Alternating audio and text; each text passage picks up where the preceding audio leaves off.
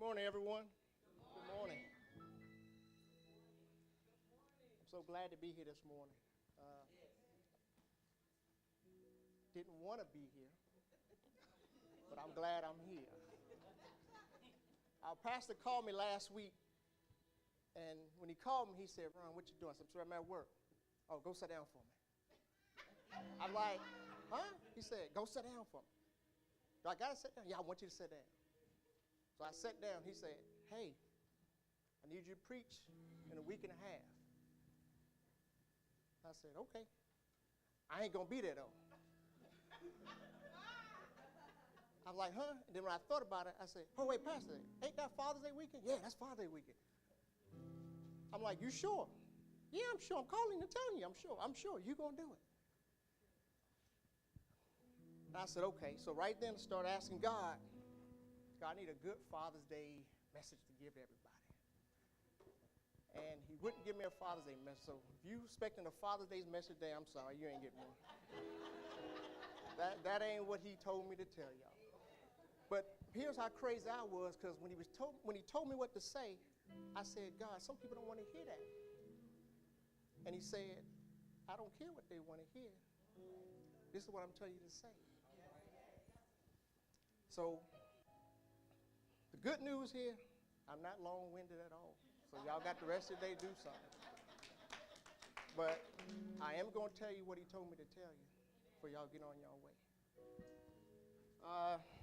My scripture title is "What's Blocking Your Path?"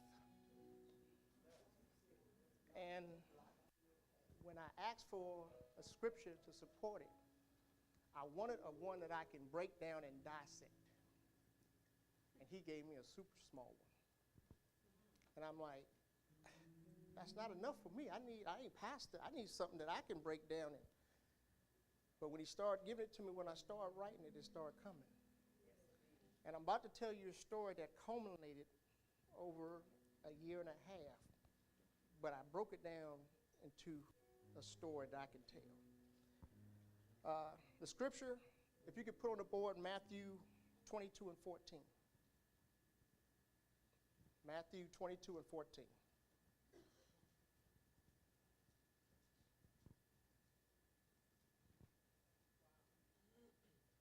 And the scripture is, "For many are called, but few are chosen." And I didn't know how to work with this, and God told me, I can't tell you to tell my people something that you've never experienced. I can only tell them the stuff I'm letting you experience. And as a child, I don't have any recollections of not going to church. Man, I had a praying grandmother that took me to church, took me to Sunday school, took me to meetings, took me to everything. But when I was younger, it didn't bother, because church as a kid, you go there, you play, you eat cookies, you do things. And my grandma, my dad, my mom always instilled, hey, be helpful, help somebody. And I've always liked helping people. Never been a problem. So as I help people, I also like, as a child, that, "Oh, you're a good little boy. Way to help." I like hearing that positive feedback. And as I grew, I still like hearing that positive feedback. You're a good young man. You're a respectful young man. Oh, you're doing well. Oh, I wish more young men would like you. And that's what I started doing, because I started liking that positive feedback all the time. So I helped in church when I was younger. Everything was fine. Older, when I joined the military, I went to a period that I stopped going to church. I got away from the church.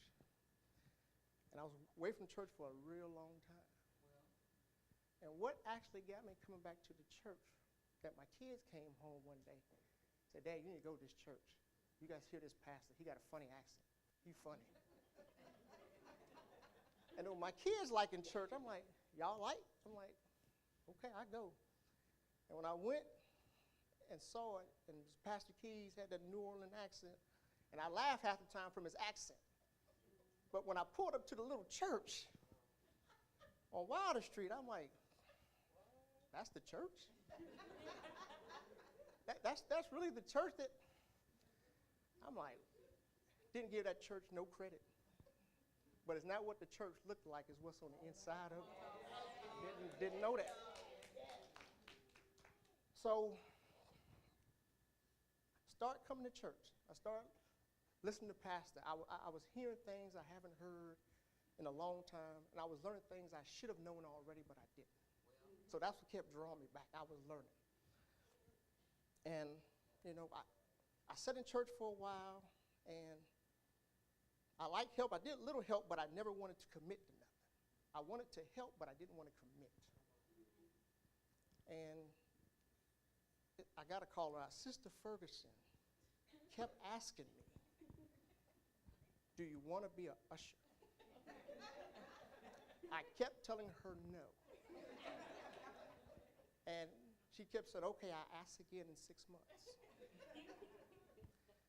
And she continued to ask, I continued to say no. And I think her timing, God timing, her timing was perfect, because she caught me after pastor's sermon, and I was in my feelings, and she tapped me on my shoulder, said, you want to be an usher? And I said yes, but I really wanted to say no, but I said yes. And that's how I became an usher. So when I became an usher, I had all my elders show me, okay, this is what you got to do. You got to be a servant. I said, I know what a servant is, but I looked up in Webster Dictionary what a servant was. This was a while back, and I'm going to read the definition for you. A servant, according to Webster's, is one that serves others, a public servant, especially one that performs duties about a person or home of a master or personal employee. Okay, I knew what a servant was. Okay, got it. Go and help, because I like helping. And when I leave the church, I always help wherever I can, anywhere, anybody. I don't care what, I just like helping. So, okay, I'm a help. So now that I'm an usher, that means I have to start coming to church regularly. I can't just pop in when I want to. People waiting on me. Started coming to church, I realized that I started praying, not when stuff was bad, but just started praying for no reason. I started learning more things I didn't know. I started inquiring about stuff that pastors said I didn't understand, so I had to research it for myself because I didn't get it. And I even started paying my tithes. And I wasn't cheating God, because if I had $100 and that's all I had to payday, normally I keep 20 just to make sure, just in case. But this time, I trusted him, gave it all, and I started allowing him to work it out. So, and I'm telling you this story because it's going to get somewhere. I'm just got to let you know the background, how he gave it to me. So doing all these things, I'm paying my tithes, going to church, helping people, felt good. It made me feel good. That I said, okay, I'm on the right path. I'm a so-called good man, good dude, however you want to do it, however you want to say it. That's what I felt. So then one day, God started talking to me. And when me and God talk, I tell you how we talk. We always walking. I always say I want to look up to see what he looked like. But when he talked to me, I've always seen myself walking down, listening to him, just walking beside him. And one day I'm going to be brave enough to try to look up. I am. I just ain't brave enough yet. So we started walking, and God said to me, and when he called me and started talking to me, I answered. And let me tell you the first thing. This ain't the first time he called. This just was the first time I was in position to recognize his voice. Because I realized now he called a long time ago, but I didn't recognize his voice. So we're walking and talking, and he said, hey, Ron, I want to ask you a question about this prayer you've been saying. And I apologize now if my voice cracked, because like I said, this is me. And this is some of the things he revealed for me. And I know exactly which prayer he was talking about. I prayed a lot of things, but it was certain one I changed. And I'm like, I didn't know how powerful that prayer was that I was asking. And the prayer was, I said, God, I want you to grant me the understanding and the peace of mind of you that I will follow you even no one else believe me. I want the faith in you that pass all understanding. I just want to try it. And he asked me, are you serious about that? And I said, yeah. He said, you sure? I said, yes, sir, I'm sure. He said, all right then, let's go. And then before I took my first step, he stopped me. He said, wait, hold on. Before we go, Ron, I've watched you all your life, and you were a good young man. You were a good young man, good young dude. You were a good man. But before we go, I need you to spell out the word good on a sheet of paper in big letters. I said, okay. And he said, on that second O in good, I want you to write down all the traits you heard all your life, all the positive things that you heard people say about you, all the things that made you feel good about yourself, things just to make you happy. I said, okay. I started writing, and man, I ran out of space on that O. And I'm like, what I do? I make the O bigger, God? He said, well, that'll work fine. He said, you know the O you skipped over? I said, yes, sir. He said, okay, go back to that one. He said, now this one I want you to write your biggest fears, your biggest concerns, your biggest worries. And when I wrote it, still had a lot of room in that second O. First O was full. The second O wasn't that much. And God said, I know you got more words than that. But since that's where we're at, he said, how about this? In that first O, I want you to write down the names of everybody who you know love you. I said, okay, that'd be easy. He said, I mean everybody that you know love you. So I wrote it down, everything. Then I was done. The first O still wasn't filled, but it was much fuller than what it was before. The first one's overflowing. And I showed it to God. I said, here you go. And he's like, wow, Ron, boy, that's a good list you got there. And I was like, thank you. Now, I said, this way me and God talk. This way me and him talk. I know it sounds crazy, but that's the way me and him talk. He said, good. He's like, all right, well, I'm going to hand it back to you now. So when I got it back, I noticed some things were switched around. And I said, wait, God, this ain't the list I gave you. He said, I know. This is the one I gave you. And I'm like, but some of the things switched around. He said, yeah, I know. I said, do you mind me asking why? He said, well, that second O you filled out, he said, better yet, let me tell you this way. The first O, I will allow that O to come. He said, because all your fears and worries, I can erase them. That's in the mind. I got you. If you come in my house, I cover you. But the second O, he said, there's no easy way to tell you this, Ron, but all the nice things people been saying about you, how well you were such a good man, and all that stuff. He said, those are things that kept you from hearing me all your life. He said, you were so worried about being a good man, but you was put on this earth to be a man of God. So you have to lose the O. Wow. And I was like, okay. But then I looked, I was like, God, but wait, some of the people you moved to. He's like, yeah, I had to do that too, Ron. I'm like, well, why? He's like, well, once again, Ron, I just got to be honest with you. Some of the people you think love you, they never loved you. You should hear the things they're saying behind your back. And it hurt. And I said, well, why the other ones on? He said, well, wow, Ron, some of these people are great friends to you. They are truly loyal to you. And he said, man, I'm amazed at their loyalty to you. I said, okay, so why can't they go? He said, believe it or not, Ron, they're such loyal and good friends to you. Anytime something go wrong with you, you call their cell phone, they pick up. But every time I call them, my call goes unanswered. And I'm like, he said, because they have to answer my call. My call is the most important, and everyone has to be accountable for that call. You're not allowed to vouch anyone in. So, still being crushed, and if you see why my head's always down, because when I'm talking to him, there's always stuff that hurts right now for me. But he's telling me the truth. So, he said, are you still sure you want to come? I said, yes, sir, I want to come. He said, all right, let's start this journey. So we begin to walk and talk. He says a lot of things to me.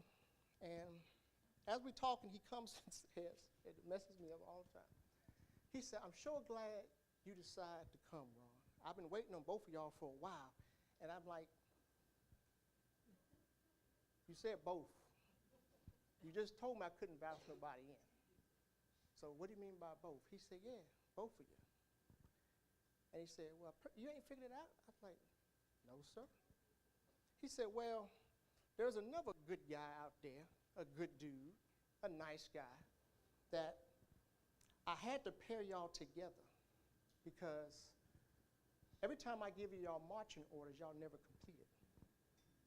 So I had to make y'all paths cross.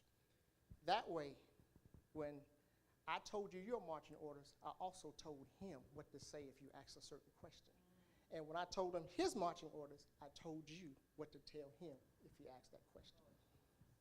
And that's the only way, and I'm saying this in a nice way, and this is what he told me, this is the only way I can keep y'all two dummies on track. He said, because y'all working together, now when the world come for you and tell you how much a nice guy he is, you won't get sidetracked no more.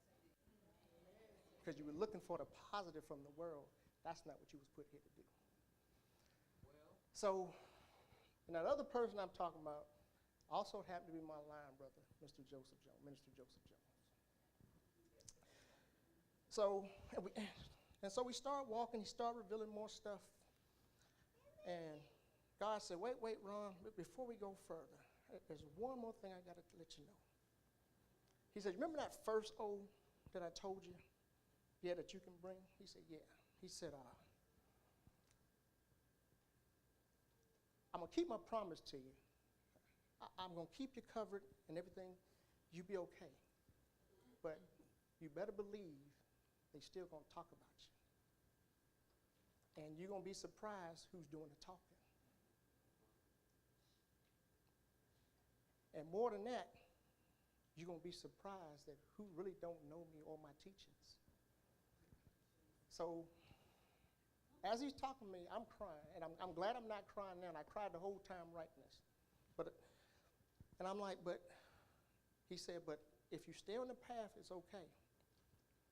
You're only going to suffer if you step off the path and look back.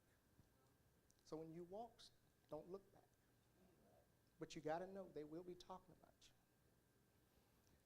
And I'm like, well, God, I just don't understand why would they talk about me. He said, once again, they were attracted to the good man. They want no parts of the man of God.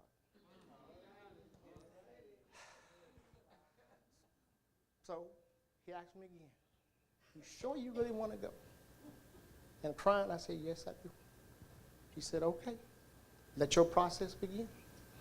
So I'm walking and talking, and I'm still ongoing. And right now, when I finally think I got to the point where, okay, I'm finally getting these scriptures that I can remember them good and I can pull them up just off of memory, God started introducing me to spirits. I'm telling you, I wasn't no parts of no spirits. It's going to sound really bad, but I felt safer when I was done. I did. It was just much easier to come because I didn't know nothing. But when you know, you can't act like you don't know. It changes everything. And like I said, I'm not long-winded, but I just want to tell y'all, I just shared a little glimpse on the stuff was blocking my path because I was so worried about being good that I was overlooking God. And now that I know what I need to do, I'm still dealing with it, but I'm much better. But I'm going to say it the nicest way I can. I really don't give a darn what people say no more. You're supposed to hate me because I'm affiliated with him. And that's the hardest part you got to accept sometimes because you don't know where it's coming from, where it's coming. And I just like, okay, I'm affiliated with him. Yeah, you're supposed to hate me. I understand. Y'all crucified him, so I'm afraid what y'all do to me. You know, so all I'm asking this morning, my question, what is blocking y'all path, if there's anything in your path? Because everything that was blocking me wasn't what I thought. the path was open, I kept stepping off path because I kept getting sidetracked, hearing the positive and soaking up the positive that I couldn't get to my goal. So if you have something blocking your path, ask God to clear it. And if you don't know what it is, ask him to reveal it. But I promise you, if you reveal it, you may not always like what he reveals. So, like I said, I'm not long-winded. I remember something also that becoming an usher, but before I became an usher, and it was blocking my path to join the church. And this is so stupid. But it's stupid now, but it wasn't stupid to me. It was real when I was sitting back. It was real. I was afraid to walk down the aisle when Pastor had a call to join the church or be. I was afraid. And I was afraid because, one, I was older, a little bit older than everybody. And as I was writing this, I'm almost a half a century old. I couldn't believe, I'm like, is that right? But I was afraid to walk down the aisle. I heard his message. I want to come up there. I was afraid. And I was afraid, once again, it was me, how people would look at me. Worried about being that good dude, that nice guy, hey, everybody, friend. That was blocking my path. And believe it or not, Sister Ferguson made me be an usher, walking down the aisle 100 times. Wasn't afraid no more.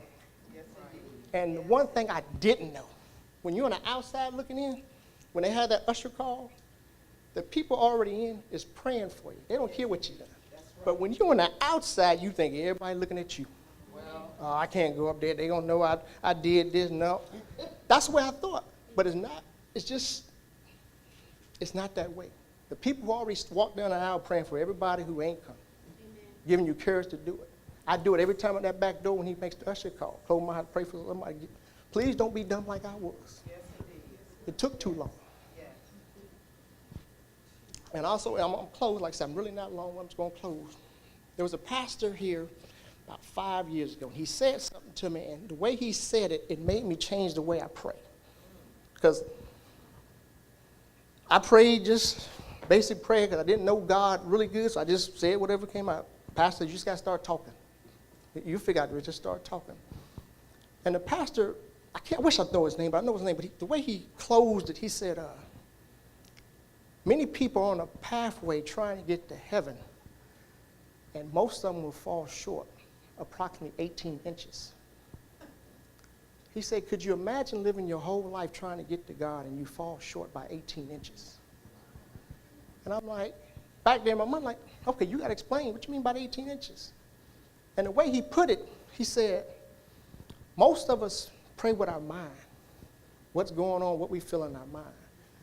But if you move the praying from the mind to the heart, that's probably 18-inch difference.